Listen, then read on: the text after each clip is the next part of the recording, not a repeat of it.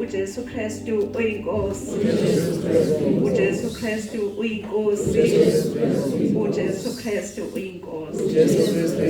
Ngiyabingelela ubaba uMsebande, ngibingelele umama, ngibingelele abefundisi abakhona phakathi kwethu, ngibingelele abazalwane bonke, omama, obaba, ingane ezincane Sunday isikole, ngelihle igama lenkosi yethu uYesu Kristu, uJesu Kristu uyinkosi.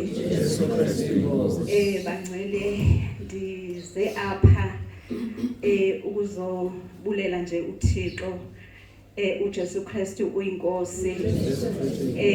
Igama lami uNomthandazo, ndingwakwamemezi, ndingwalapha emzini mkhulu, kodwa ndihlala eBizana. uJesu Kristu uyinkosi. Ndize special xa kuthiwa khona inkonzo ekhaya emzini mkhulu, nisuke eBizana. uJesu Kristu uyinkosi. Ngizokubongela nje umzini mkhulu ngenhlanhla engaka. Ngizobongela umzini mkhulu ngenhlanhla engaka. Haleluya. uJesu Kristu uyinkosi. Ngithi nansi inhlanhla mzini mkhulu. Haleluya. Bafutshane bangcwele, ngingene ekhaya lezwi ngo-2024 last year, beku-18 June. Ngifakwa umnyusisi sesiboyincanana. uJesu Kristu uyinkosi. Ngingene-ke bangcwele ekhaya lezwi ngisindisiwe. Haleluya. Bengisindisiwe futhi ngizitshela ukuthi ngisindisiwe, kodwa bengingazi ukuthi bengingakaqali. uJesu Kristu uyinkosi. Ngangena-ke ekhaya lezwi ngaqala ngafundiswa. uJesu Kristu uyinkosi. Ufundiswa ngokugqoka. uJesu Kristu uyinkosi. Ukuthi uma umzalwane ugqoka kanjani. uJesu Kristu uyinkosi. Uma umzalwane awuthandi ilizwe, uma umzalwana kunezinto okufanele ukuthi uzincame ngenxa kaKristu. uJesu Kristu uyinkosi. Awugqoki ngendlela ilizwe eligqoka ngayo, awenzi ngendlela ilizwe elenza ngayo. uJesu Kristu uyinkosi. Sifundiswa ke ngobungcwele, kuthiwa masibe ngcwele ngoba naye uThixo ungcwele. uJesu Kristu uyinkosi. Sifundiswa ngokuvunywa kwezono. uJesu Kristu uyinkosi. Ukuthi izono ziyavunywa. Bangcwele beneminyaka ngisindisiwe bengingazi ukuthi izono, bengazi kushunyayela ukumi. Andixoki ngonditsho uba izono ziyavunywa. uJesu Kristu uyinkosi. Ndineminyaka ngisindisiwe kodwa izono bendingazivumi ngale ndlela sifundiswa ngayo ekhaya lezwi. uJesu Kristu uyinkosi. Ndafundiswa ukuthi izono ziyavunywa. Khona ivesi adla ngokuyisho ubaba athi ozifihlayo okanye ozifihlayo izono zakhe akayi kuba nampumelelo. Athi kodwa ozivumayo azishiye uyokwenzela inceba. So ziyavunywa kuthiwa masizivume sizishiye. uJesu Kristu uyinkosi. Mina bendihamba nje bangcwele ndithi ndisindisiwe ngoba ndizazi uba ndathethelelwa ngalo mini ndandisamkela uYesu. uJesu Kristu uyinkosi. Ndingazi ukuthi usuku nosuku kufuneke sihlale ngokuzihlambulula. uJesu Kristu uyinkosi. Fike ndafundiswa ke entabeni egameni lenkosi uYesu.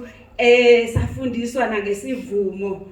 uJesu Kristu uyinkosi. Sifumane kwabaseFilipi uchapter 2, kuthiwa apho kuthiwa onke amadolo ayakuguqa, zonke ilwimi zithi zivume ukuthi uJesu Kristu uyinkosi. Safundiswa ukuba eligama okanye sisivumo sinamandla kangakanani. uJesu Kristu uyinkosi. Njengoba ndithi ndangena ngomhla ka-18 uJune last year, kwabe kunenkonzo ngoJuly. Ngathi xa ndingena ndazicela uba inkonzo elandelayo, inkonzo yokuqala ngoJuly, ndizobe ndikhona.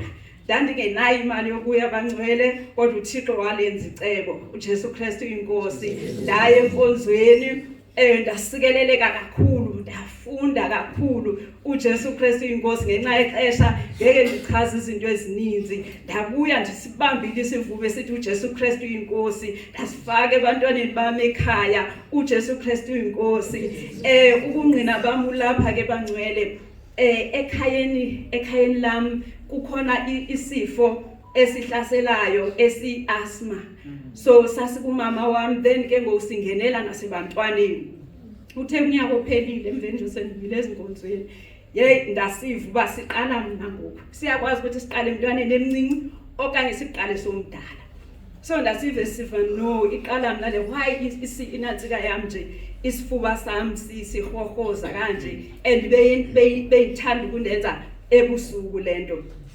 ndavuka ngeimini ndavuka ndizothandaza xa ndiqala ndithandaza sabe sisho isifuba ndaqonda by asthma ke le and iyandiqala ikaze ndiphathe so bangcwele ndathi xa ndithandaza sabe sisho isifuba ndatho kathathu ndathi uJesu Kristu inkosi uJesu Kristu inkosi uJesu Kristu inkosi moya weasthma out savela isifuba sathula ngoko nangoko asizange siphinde siphathe isifuba uJesu Kristu inkosi ngiyabonga kakhulu uThixo ngawe babuNtsibande ivangeli lokungcwele bendilibona ngapha kwamanye amazwe kodwa ndinento ethi inkosi yami inobuthixo ke apha eSouth Africa akukho umuntu abantu okanye umuntu amvusileyo apha eSouth Africa azawushumeze elilizwe elivangeli kanti uThixo ukhona nyani umuntu uThixo ke wenzile uba nami mandibe ndiyamazi ubaba uNtsibande uJesu Kristu inkosi ndiyabonga kakhulu